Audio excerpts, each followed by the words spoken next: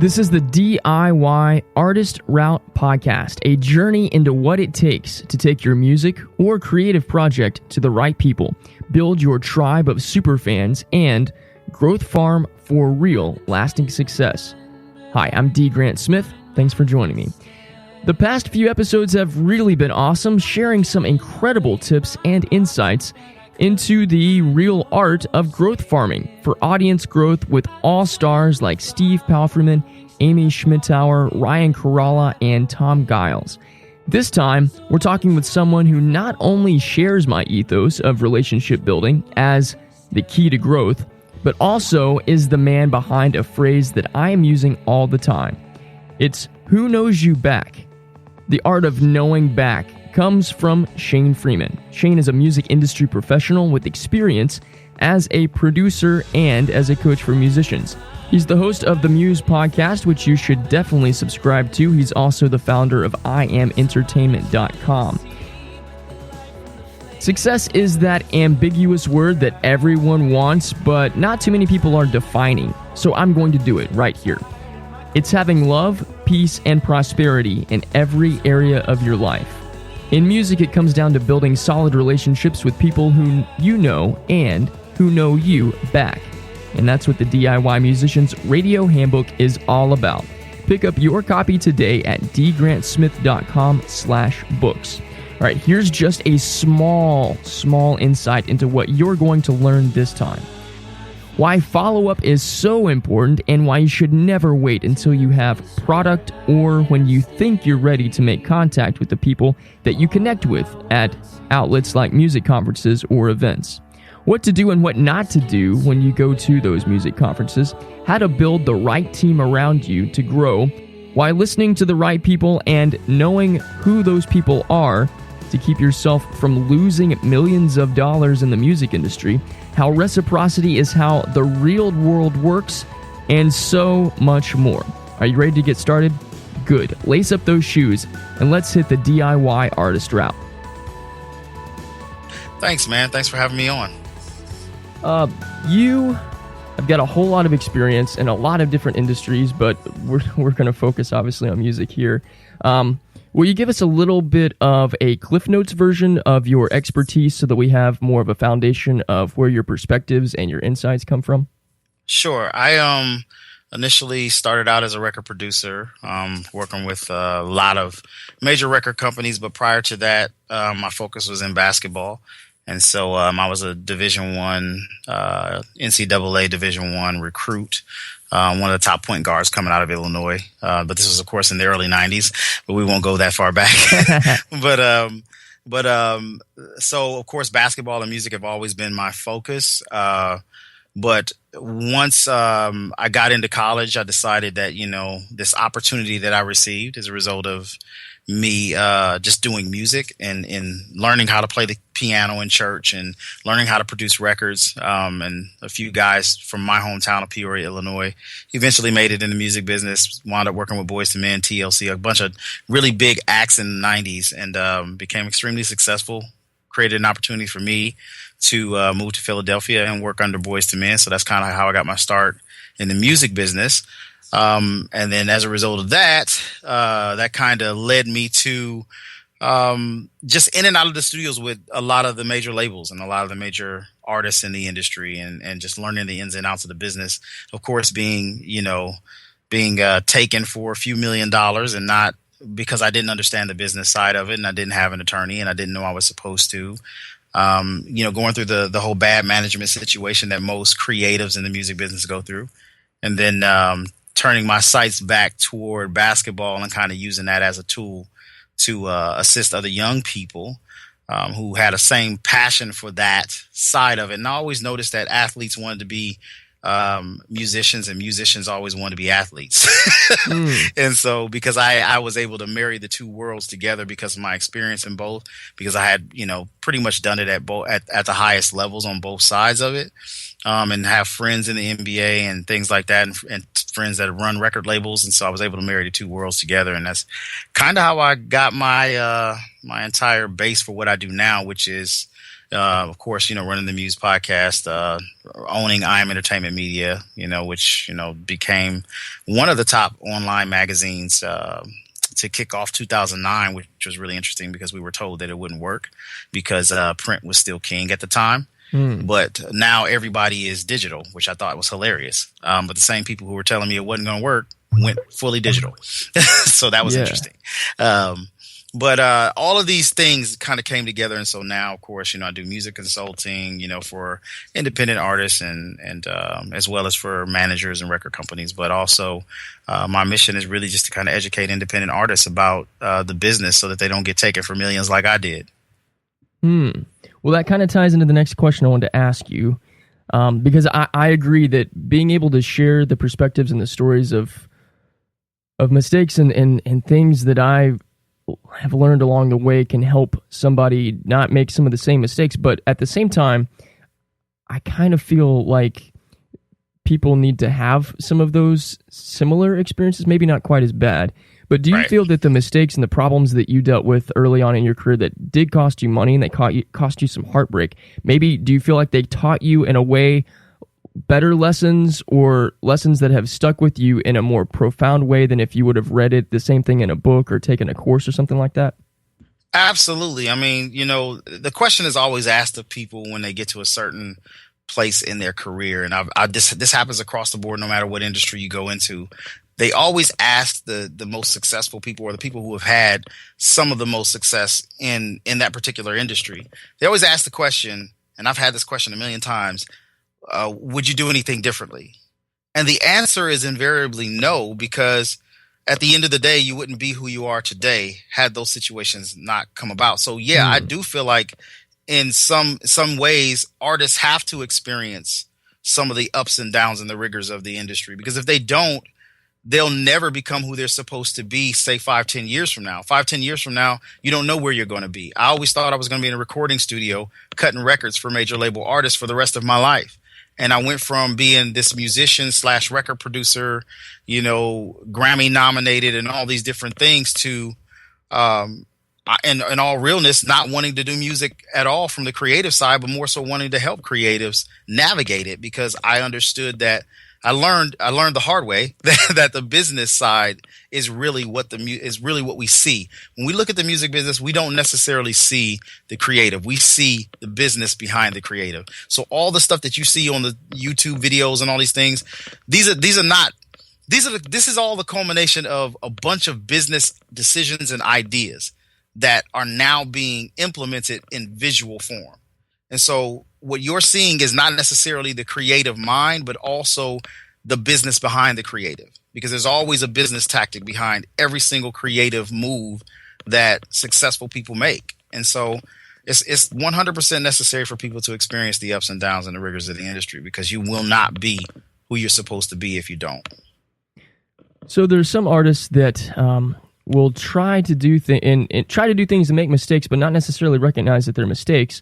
They think that it's just a personal thing, and I'll tie this into a question that in a discussion that you and I are going to have in just a minute about a phrase you said to me a couple weeks ago when we talked, the power of knowing you back. So relationship building, networking, all that stuff, very, very essential to growth and success in any capacity in any industry. But I think that there are people that don't necessarily recognize that the methods of what they're doing to market and grow themselves are what doesn't work. It's not just them. So what do you say about artists that they're failing, but they're blaming other people for the failure instead of looking at what they're actually doing? I think that's a part of maturity, not necessarily experience in the industry. It's more of a part of maturity. When I was immature in the industry, when I was, 18, 19, 20 years old, I thought I knew everything. And I learned really quickly. My father said something to me that I thought was really interesting. He told me to get out now while I still know everything. Oh, and good. And I didn't understand what he was saying when he said it. I thought maybe he was just, being sarcastic, but there was a very strong message behind what he was saying. You have to keep living, and you'll go through some things that'll show you that you don't know everything you thought you knew. I think the biggest problem with artists who blame other people is maturity. It really, some people just have not matured mentally to be able to handle the rigors of the industry. And so the only way for them to explain whatever failures they've experienced is to point the finger and blame other people. Because they haven't been mature enough to man up and just step up and say, you know what? Yeah, it was me. I made some very boneheaded decisions. And in many cases, a lot of people's failure is the fault of other people. I mean, I had some major issues with my former management, but then I looked at it as I got older and I realized, you know what? It wasn't all the manager's fault. It was my fault for allowing them to do that to me. Because I knew they were doing it, but I thought that if I pulled away from the manager, then my career would be over because I didn't have a manager anymore. And this manager might say some bad things about me to other people in the industry, not realizing that everybody in the industry, while we may know of each other, we don't know each other. You see what I'm saying? Yeah. So, and that kind of ties into what you were just saying about the whole people knowing you back. So I'll kind of stop there. Yeah, we're definitely going to dive into that because there's a whole lot. Once you said that, a couple weeks ago, like that, there's sometimes when this probably happens to you too, where you have conversations with people and in a moment there's a phrasing that is done or made that suddenly puts very precise and focused and targeted words around this big idea that you've been trying to figure out how to, condense in for a long time. And so that was what that is. And I want to get to that in just a minute, but I want to ask you a question about, and I'm going to tie the management side into this too. Sure. So early in your career, you got management and you had some experiences.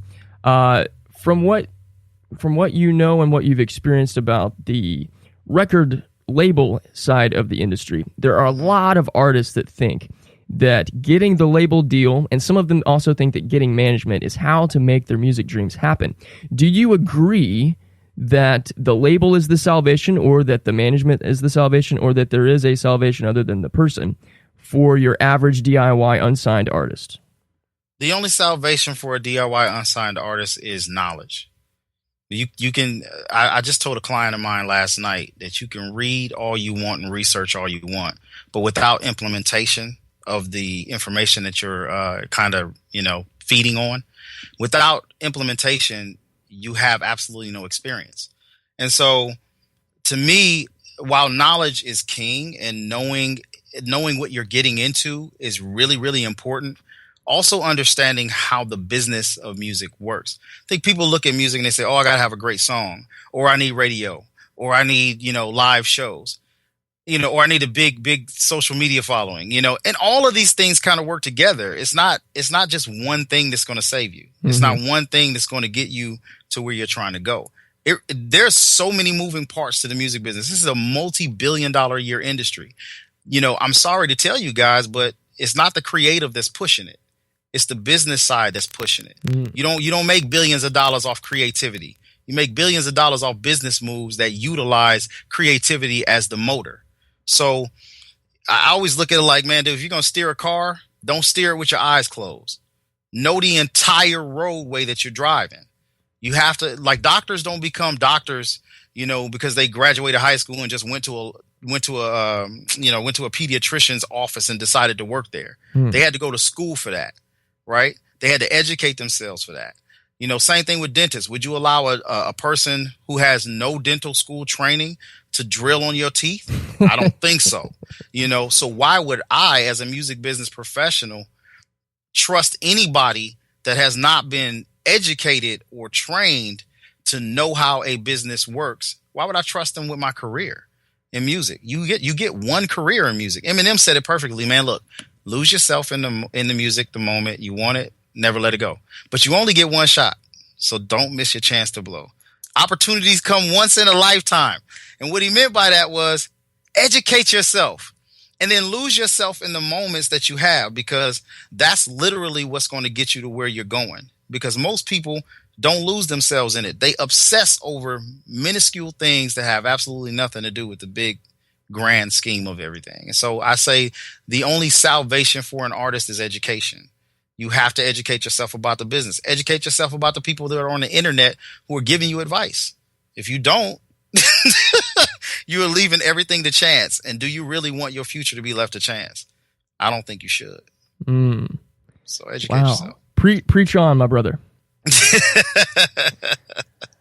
One thing I think you and I agree on a lot of things, but one thing I know we both agree on in very monumental terms is that relationship building is a magnificently massive key. I was going to say it was the number one key, but implementation and knowledge, very, very big, important stuff.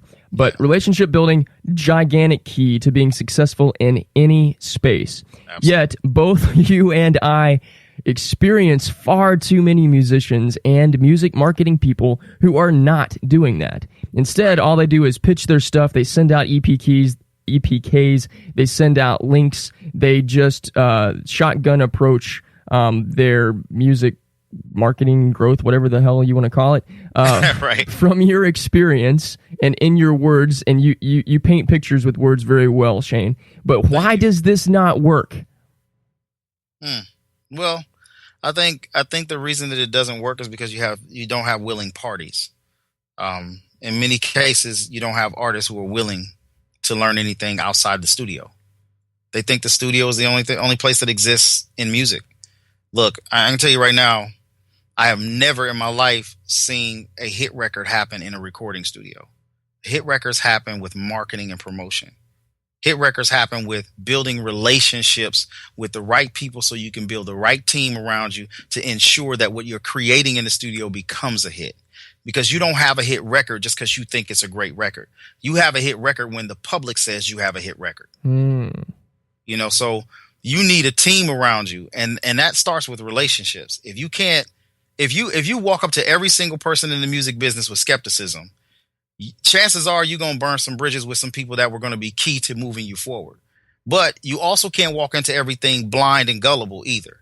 You have to have your eyes wide open and make sure that you're paying attention to the conversations you're having with people.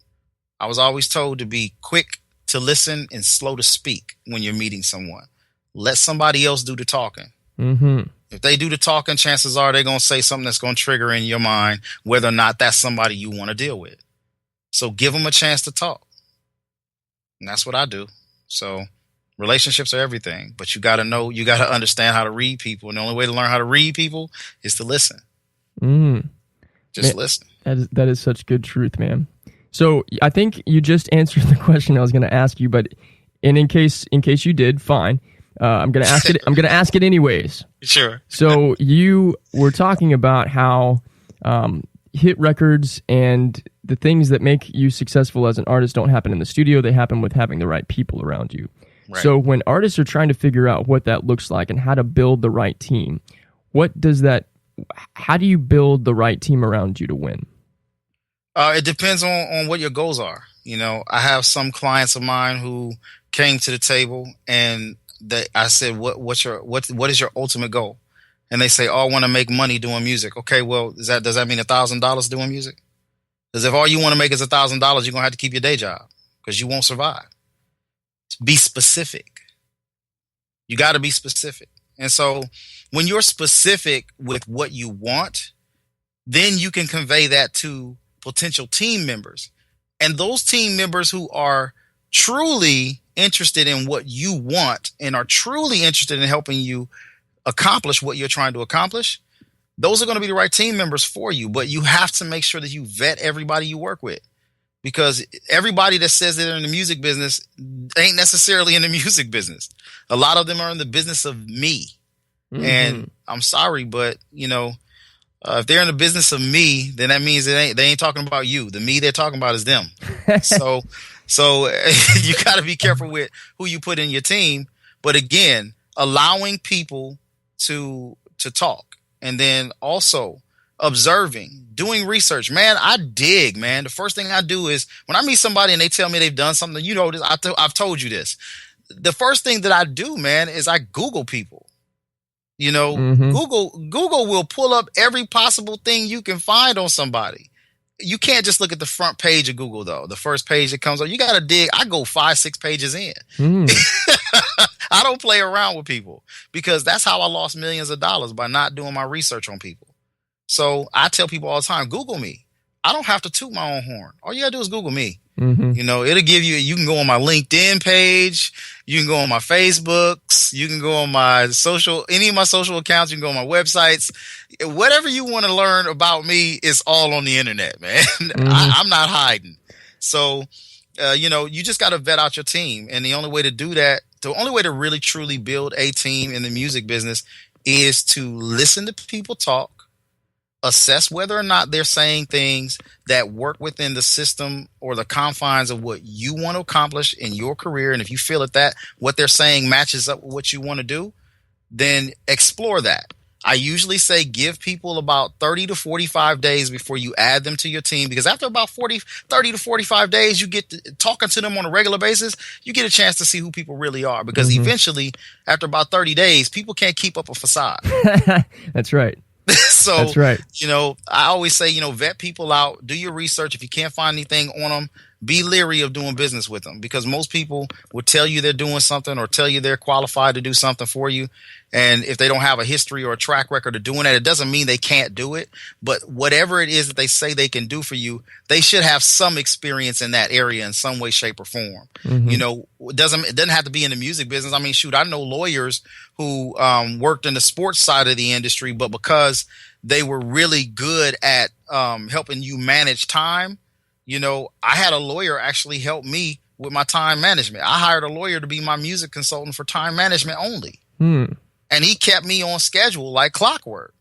You know, I brought in the right type of accountant who understood how musicians and music industry people actually file their taxes properly.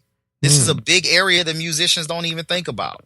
You got to file taxes at the end of the year. Some of those instruments and stuff you buying are tax write-offs.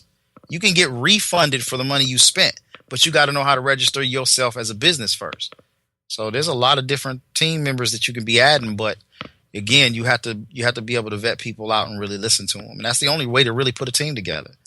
You know, don't go to music conferences and try to put your team together through music conferences. Just FYI. Explore that a little bit more.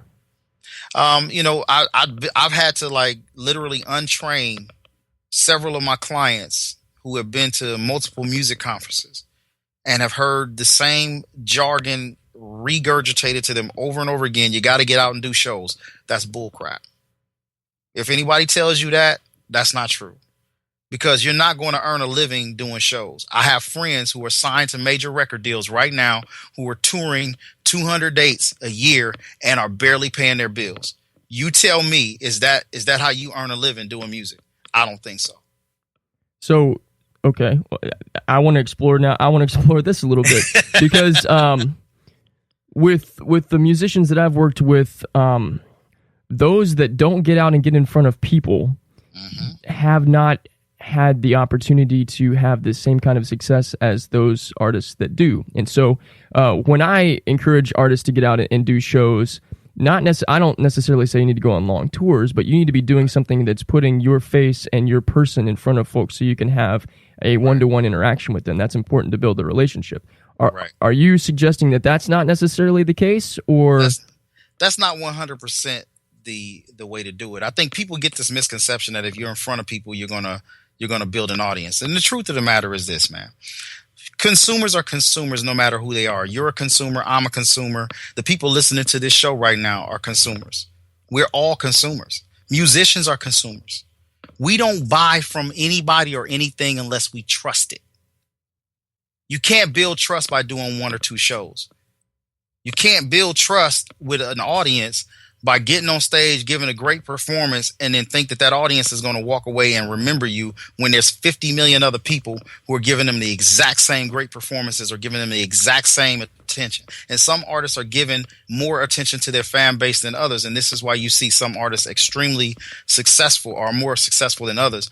The only ones that you see to do really, really well on tours are the ones who have been around for forever, like Sting and Paul McCartney. And that's because they've got years of this stuff, man. They've built trust and loyalty.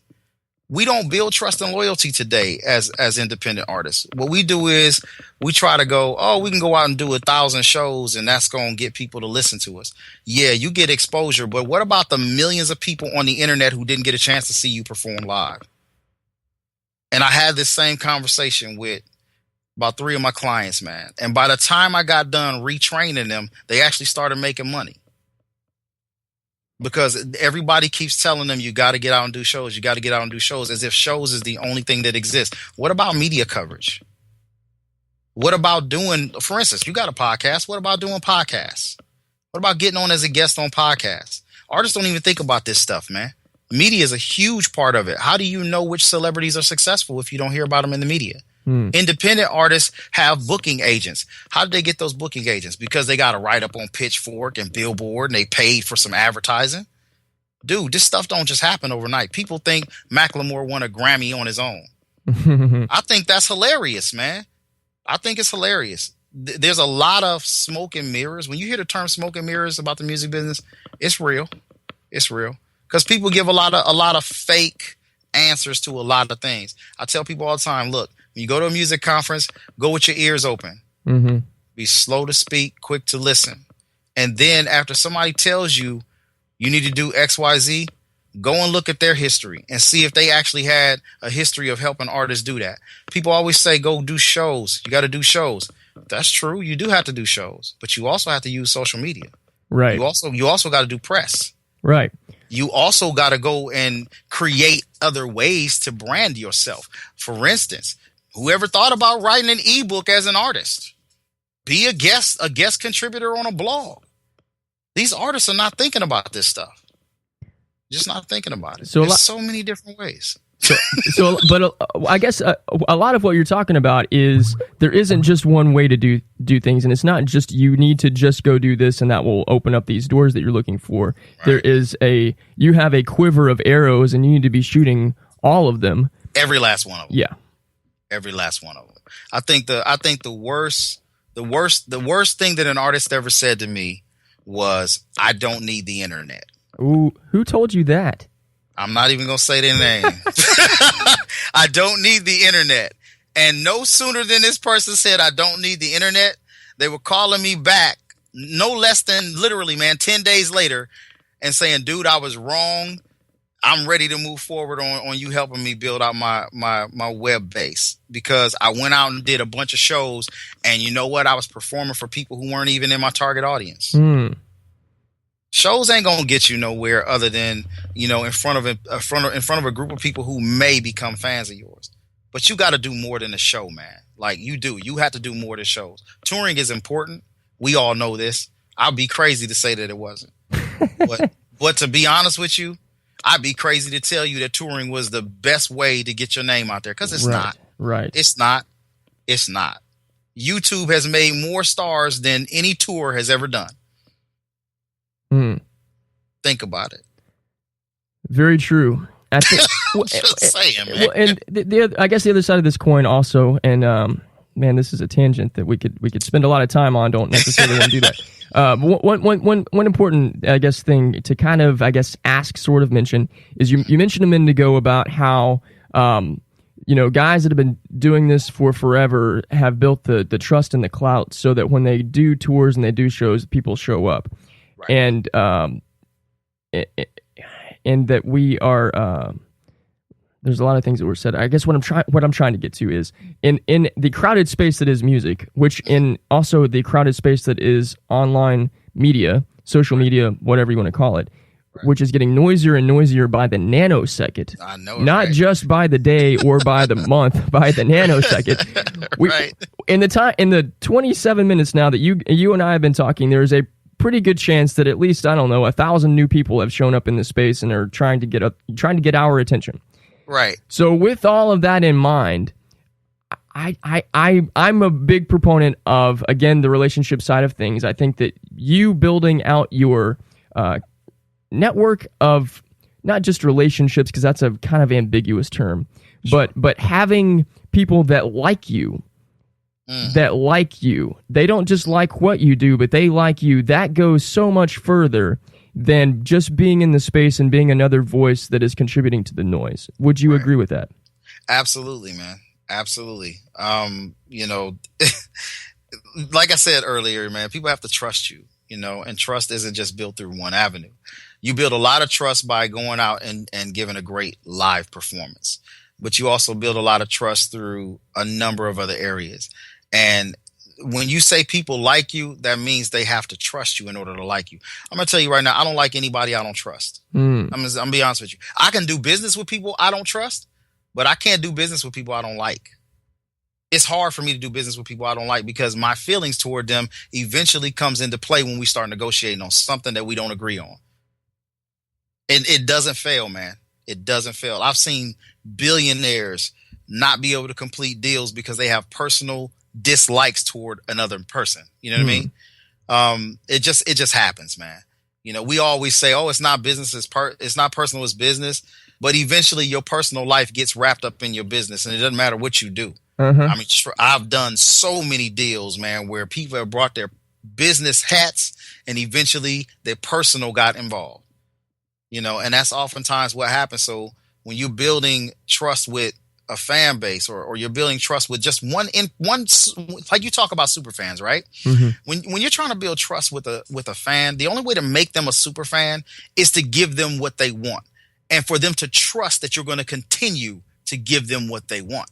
The moment that you step away from giving them what they want, they go, I don't necessarily know if I like that right there. So I'm not going to support that right there that you did. But eventually, if you get back to giving me what I want, I'll continue to be a fan of yours. Michael Jackson was a huge, huge influence in my life musically.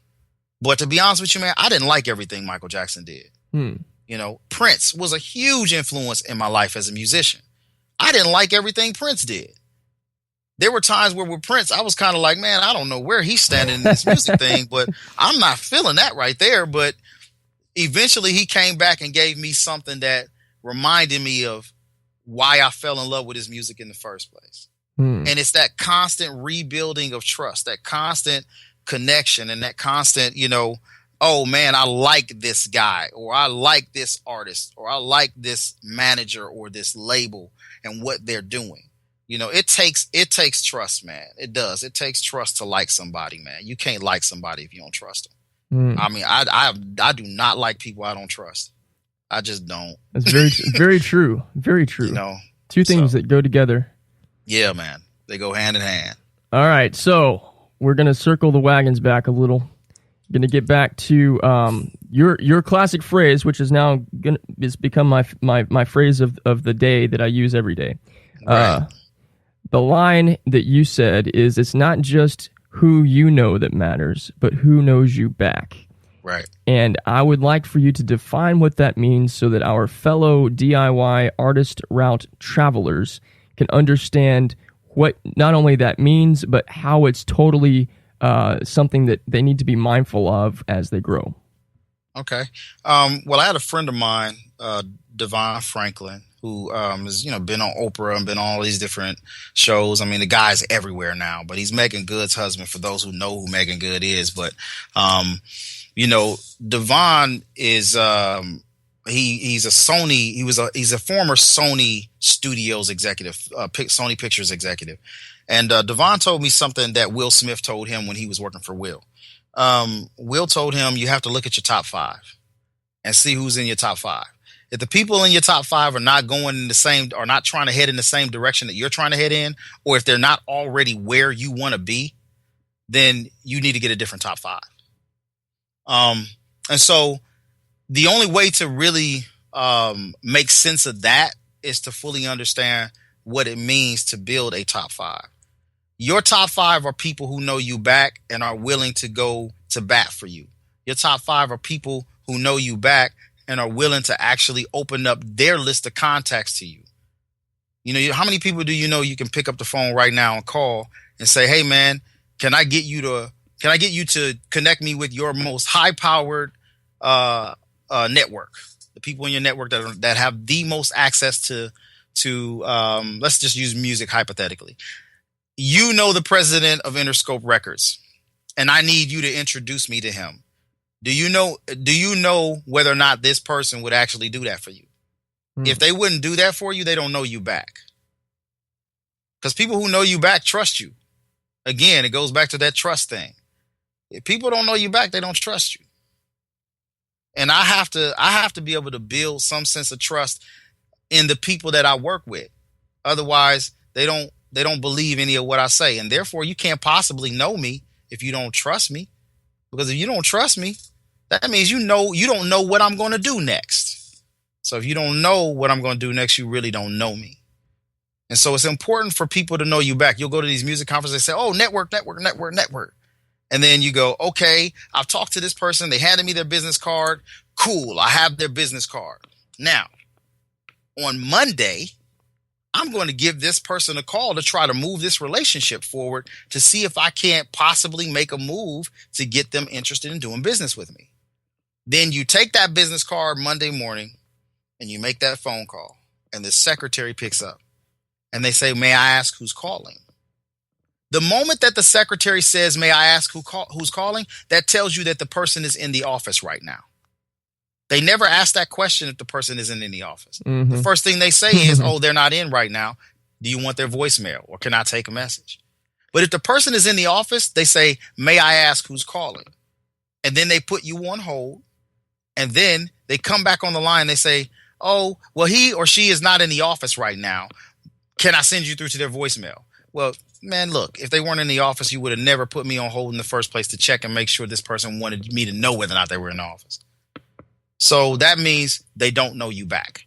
You may have met them at that music conference and had a 30-minute conversation with that person. The moment they gave you their business card and walked away, they knew they weren't going to take your phone call in the first place.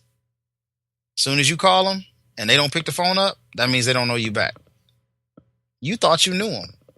30 minutes conversation, you thought you knew them. But they don't pick your phone call up. They don't know you back. So it's really about who knows you back. There's a reason that we see the same artists performing on the Grammys every year. There's a reason that we see the same artist being touted as the best artist by some of the top media sources in music.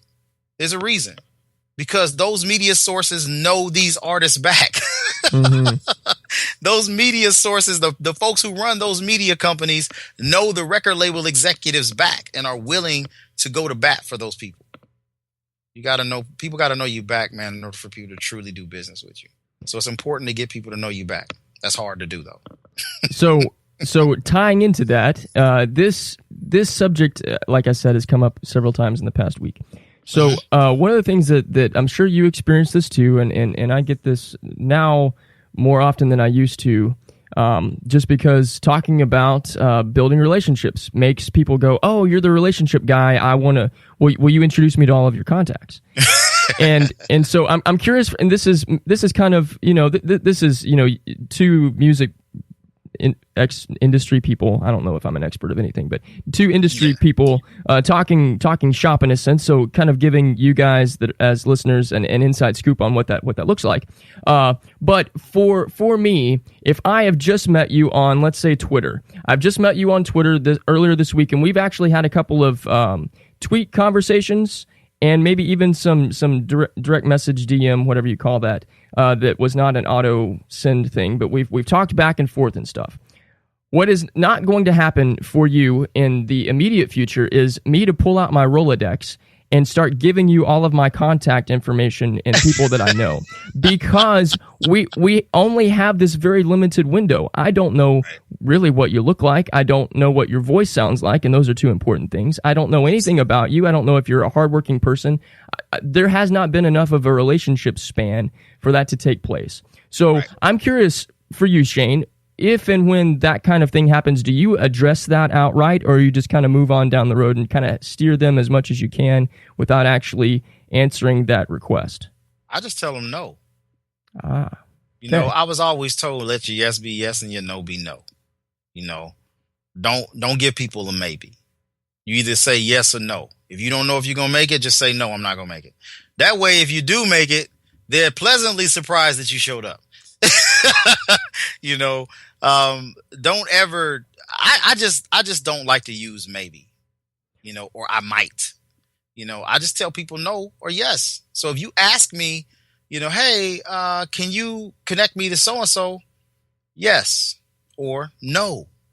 I'm not going to tell you maybe, or I'm not going to sidestep it. I'm just going to say yes or no, and you can take it how it is. You were bold enough to ask me, that meant you were prepared for my answer. Well, what I've done is kind of turned, not I haven't said maybe, and I haven't said yes or no. What I've done is ask the question, what are you doing to make these connections happen? And how are you, that's a great question. How are you going about doing it? So, so you're asking me, that a person you don't know hardly at all, except that you, and slight side note, if you want to ask a question like that to somebody, read their profile and know a little bit about who they are and what their expertise is before you start asking these questions. Amen, brother. Amen. Because that's important, and you're gonna get a faster no. Right. By not doing that, because that's a matter of respect. If you can at least take 5 seconds to click over to the profile and go, oh, he wrote a book about this thing. Oh, that makes sense. That's a different conversation altogether. But what I've done, because to me it's more helpful for this to be sort of a teaching moment. It's a good question to ask somebody in a way when you have that relationship there. When that relationship and that foundation is not there, it's not really a good conversation. You're trying to short circuit the process that you actually need to be going on. This is an important step in your journey to go about the art of learning how relationship building works. And you don't get to, I'm going to pull out an old term that I know you'll recognize. You don't get to pull the game genie out and advance to level 50 when you're barely 30 seconds into level 1. That's not how this works. No.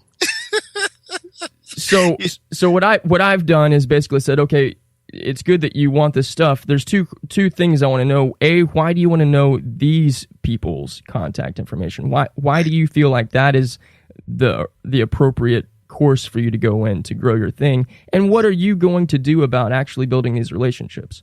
And then based on that response, it kind of gives me a way to sort of steer the conversation in a direction that actually creates some learning opportunities. Right. You're a lot more patient with me. You're a lot more patient than I am. I've gotten to the point in 22 years into this, man, that I don't have time to play around with people. I'm not going to entertain a conversation about you being educated about how communication works. You ask, if you're bold enough to ask me outright without knowing me, can I connect you to somebody? I'm going to be bold enough to tell you no. Because at the end of the day, you better go read something. There's plenty of books. I'm not going to give you a free consultation. I'm just going to be honest. I've done this enough. I have a podcast where I talk about it. You got books where you talk about it. And like you said, if you don't have the decency to go and just at least see what I've done to actually provide that information, you would have never had to ask me that question anyways. But if you had just read my profile, that would have made me feel a little less, likely to say no. I would have been a little more likely to say yes, or at least give you the opportunity to learn how to get me to give you my contacts, or to get me to give you, an opportunity to be introduced to somebody, but it's going to require you to know a little bit about me. That being said, how many musicians listening to this would give away their only guitar if some kid that they didn't know walked up to them and said, "Hey, mister, I don't have a guitar. Can I have yours?" You probably wouldn't, but you would kind of say, "Oh, that's sweet. Oh, I'm sorry. Unfortunately, I can't do that." Well, you know what? That's how I'm going to tell you. You come up to me, you say, "Hey, mister, can I get access to the contacts that you have that you spent 9 years or 10 years building?" Exactly. Can I get that today? And I don't really know you. I'm sorry, kid, but I can't. People have to have some decency, man. Some people just don't have no tact, man. Yeah, I'm glad you said what you did. The part of it is patience, but I'll be honest with you, man, that sometimes I want to just be like, how do I say what the hell? Right. Or fill in another 4-letter word. How do I say that in a way that doesn't scare you off, but still communicates the fact that that's right. This is okay. So let me ask you my next question before I give both of us a headache unnecessarily, because we're talking via Skype, but they don't have a leave that can be transmitted via the internet, and I would rather you not have a headache. So we're just gonna take a bend in the road. But man, I'm loving this. I'm loving this chat. This is awesome. So you and I have talked, and your insights into this have been amazing. But so here's my next question. We've talked a lot about obviously what not to do. Right. Both from, asking for people things that you aren't going to have access to because you don't know them. Right. And also what to do and not to do when you go to music conferences. And in a sense, the music conference is a great place to do some networking and to build some new relationships, but you've got to take far more steps than getting a business card. And a little tangent on that. The thing that I do, little insight into how I operate at music conferences, I get a business card, and that day, or maybe the day after, I've already sent an email that says, hey man, great to meet you, loved our conversation. I'm going to be, reading your blog or listening to your tunes or whatever the case may be. What is your, if it's not on the business card, I ask for what the mailing address is, because I want to send a personalized card. That's another way to get people to like you. We don't get cards very often. When you do that stuff, you stand out big time. It is a gigantic, enormous, awesome thing. But what I found is that the follow-up, by actually doing that and doing that in a very timely fashion, keeps them from forgetting you. Exactly. What happens more often than not, whether it's a music conference or you're in a space where somebody gives you a card, if a music or business industry person, professional, whatever, hands you their card, they don't have a lot of those. They've given it to you for a reason. And one thing you should not do, ever, is wait until you have product to make that contact. Thank you. Your opportunity to make that connection and build that relationship is right now. It's not when you think you're ready and when your stuff is ready. Right. I will have forgotten about you. Mm-hmm. And I see and talk to enough people, and I'm not being mean, but I see and talk to enough people that unless I have a regular connection with you and unless I know you, I'm going to forget about that interaction. Absolutely. I forgot what I did 4 hours ago. Right.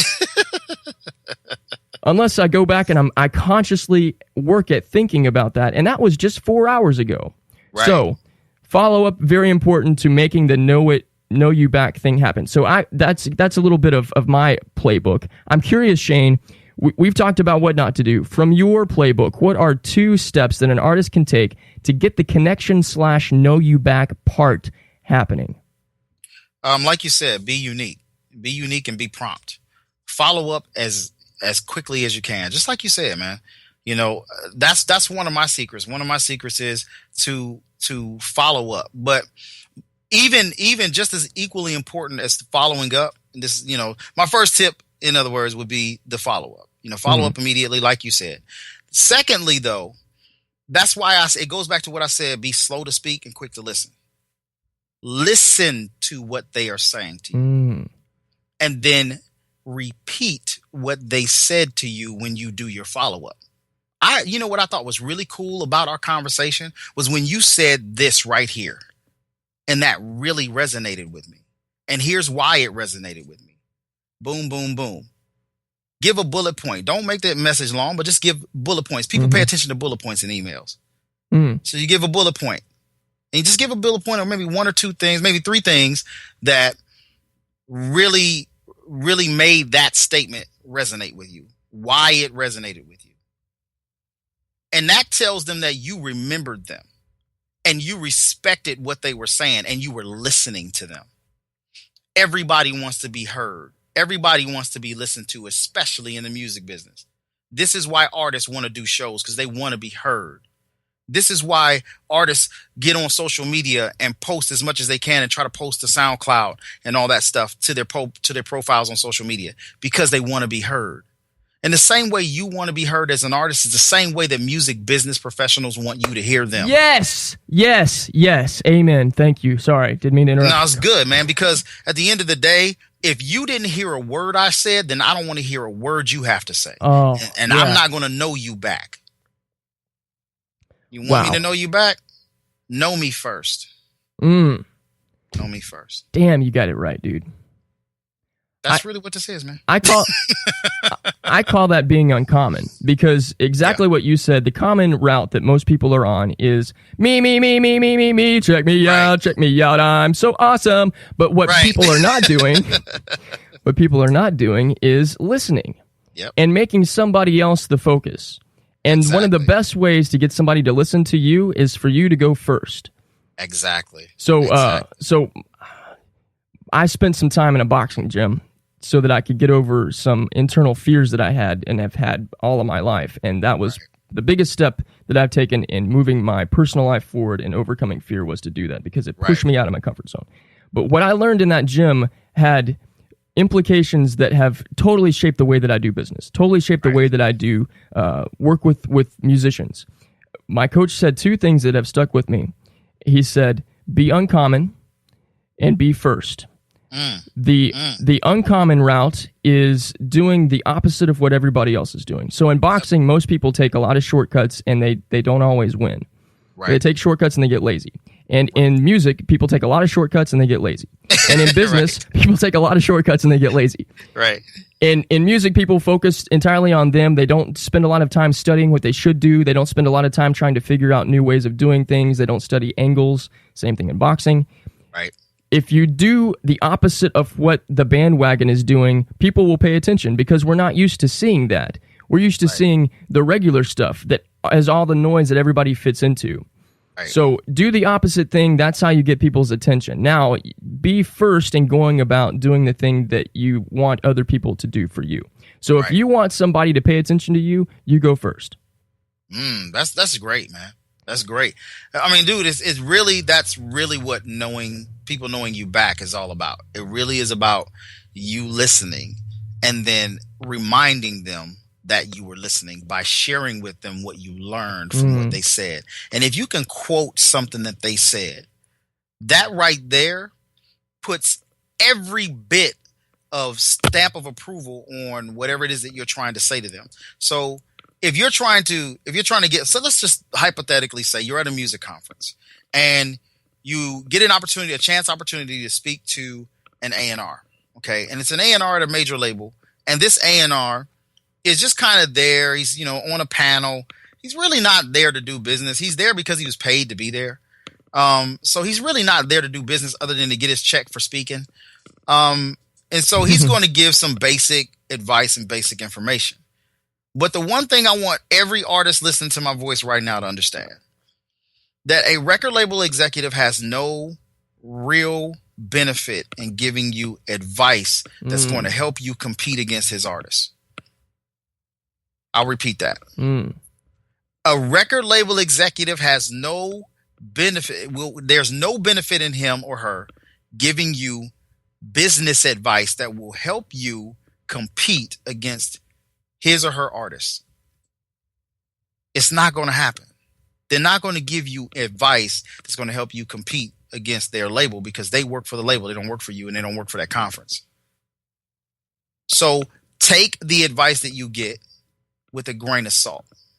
Be careful with taking what someone says at a music conference as law, because oftentimes if they themselves are in the business of molding and developing artists, they are not going to give you business tips to put them out of business. So you got to be careful with what you're listening to. Now, the people that you probably will get the best advice from are going to be people like yourself, people like me, we don't have artists on a label that we're trying to run. We're just here trying to help. Yeah. We're probably giving the best advice at a music conference because we don't have anything to gain or lose by giving you good advice. So, at the end of the day, you have to really take into consideration the other person. Know when you meet somebody like me. Know when you meet somebody like, Mr. Smith here. Know that when you meet one of us, you have to listen to what we're saying. Because the moment that we feel that you're disconnected, we're going to disconnect. We're people too. We're people before we're music professionals. And I tell people all the time, people always want to call me a music business expert. And I'm like, I'm not a music business expert. I'm just a guy that knows a lot. I know a lot because I've been through a lot. if anybody's qualified to talk to artists about losing money in the music business, it's me. Because I've lost millions. So, I always look at it like that, man. What you just said, though, was really, really important. Be uncommon and be first, man. It's important. See, I just used it. I just used it. Yeah, you used it on me. Think about it. Yeah. You remember that I said people got to know you, the business of people knowing you back. You remembered that. Well, it was powerful. Of course I'm going to remember it. See what I'm saying? And you have to listen in order to be able to hear that powerful thing. You were listening. Right. Because you were listening, I was willing to listen to you. There we go. See, it's what is it called? Learning by doing? Learning by doing, man. Learning by doing, and kind of like going back to the boxing thing, like when you observe two people doing the thing that is being talked about, then suddenly the thing makes a lot more sense. It's not just a quote unquote lesson or a tip for you to do. It's something that you're seeing play out right in front of you. Absolutely. Well, Shaine, I have thoroughly, that word in all caps, thoroughly. Thank you. Loved, not just enjoyed, but loved this conversation. I look forward to many more with you. Thank you so much for being a part of this podcast. I encourage people to go check out your podcast, The Muse. Tons of awesome stuff there. You are a fantastic resource for musicians and business people. And listen to the podcast so that you can know the man behind it. Absolutely. Thank you, man. Thank you. I feel the same, though, about yours. Like I said, anybody listening to my voice, just know that I vetted this show. I vetted it before I came on. I practice what I preach. And it's really important. And I know you practice what you preach. Yeah. And that's really what I love about what you're doing and about your show. I haven't lent my voice to a lot of shows. And the reason why is because I vet people out. And, I don't take every opportunity that's available to me. That's another piece of advice I can give artists. Don't take every single opportunity that people give you. Know that the opportunity fits with what you're trying to do and know that it aligns with your morals and your values. Just know that, without getting too preachy. Just know your values and your morals and stick with it. You'll get further with that than you will with compromising. So, I appreciate you though, brother. Really, I do. And we're gonna have to get you on the Muse podcast, man, to do some reciprocity. You heard me, artist. Reciprocity. Yeah, that's how the real world works. Right. Exactly. Reciprocal relationships are how we grow. And if it's one-sided, then not even the one side wins. Exactly. So, man, dude, I really appreciate you, dude. Shaine Freeman, podcast host of the Muse podcast, music coach and fellow growth farmer for success through relationship building. Get more on Shaine at iaemagazine.com. We covered a ton of material this time, and the common denominator is that listening and relationship building are the two keys to everything that we do to grow. You have to have real connections to succeed, and that's more reason why you absolutely need to get the DIY Musician's Radio Handbook. It is the manual for effective networking and relationship building for you as a musician. Get your paperback copy now at dgrantsmith.com/books. The Kindle version is available at amazon.com. Our theme song comes from Timothy Palmer's Half Boy EP. It's a song called Tryin'. All right, you know this to be true. When something moves you and impacts you, the natural thing to do is to take action on it and then share the living crap out of it. So do that. Subscribe to this podcast via iTunes, Spreaker, and Stitcher, and then share it with 5 people who mean something to you. Send this episode to your top 5, as Shaine put it, and give great things to those who mean great things to you. Thanks for trekking with me. More growth farming tips at dgrantsmith.com, and sign up for my newsletter to be directly connected to me to help you grow. We'll pick this up next time with a new journeyman to teach us even more about how to grow as artists and creative entrepreneurs. Be uncommon this week, my friend, and keep growth farming. See you next time here on the DIY Artist Route.